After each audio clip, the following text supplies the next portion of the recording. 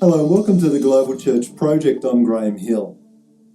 James Pender is the Programmes and Advocacy Officer for Asia for the Leprosy Mission, having formerly held the position of Development and Natural Resource Management Advisor for the Church of Bangladesh Social Development Program. James was immersed in mission work in Bangladesh for 9 years. His heart is for the people of Bangladesh and for the church. James says leprosy is a disease of poverty, and there is widespread poverty across Bangladesh, with more than half of the population living on less than $1 a day. Leprosy breeds in squalid conditions, and there is a rising number of new cases in Bangladesh. If left untreated, the disease causes nerve damage, which leads to disability.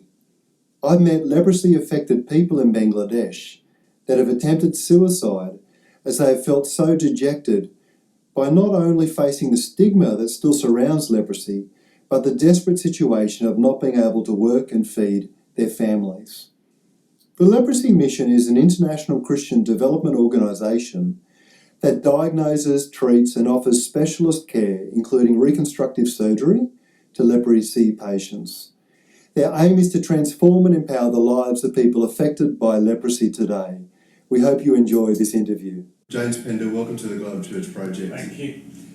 What do you think that God is saying to his church through the communities that you're working with?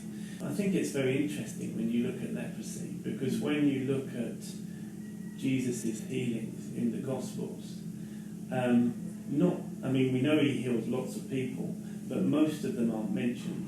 And we know that when something is mentioned in the Gospels, it's often singled out for a reason. And if you look at, I did a little exercise, I think last week before coming here, and I was totting up, the number of times leprosy had been mentioned, and there was about 7 healings to do with leprosy.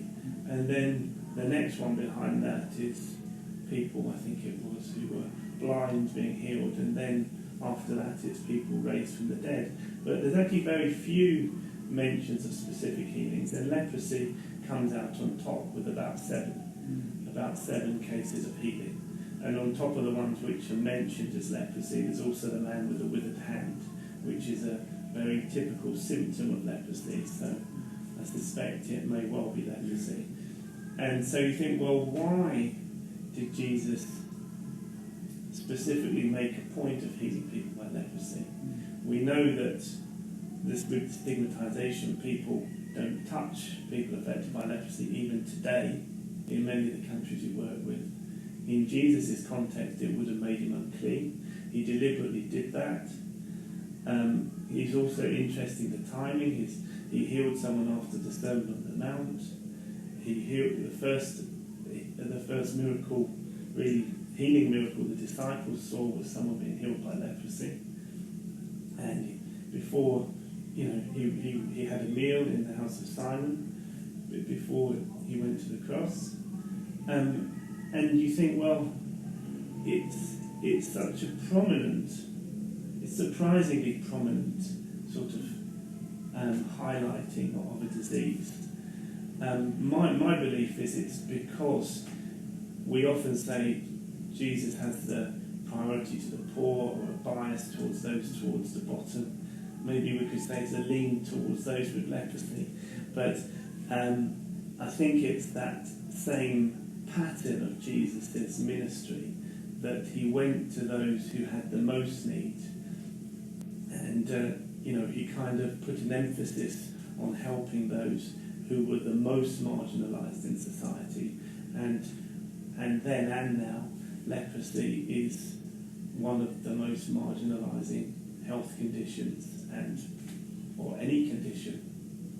James Pender, thank you for joining us at the Global Church Project. Thank you. The Global Church Project is located at www.theglobalchurchproject.com. On our website, you'll find a wide range of interviews and resources for colleges, universities and churches. I look forward to your company next time. From me, goodbye.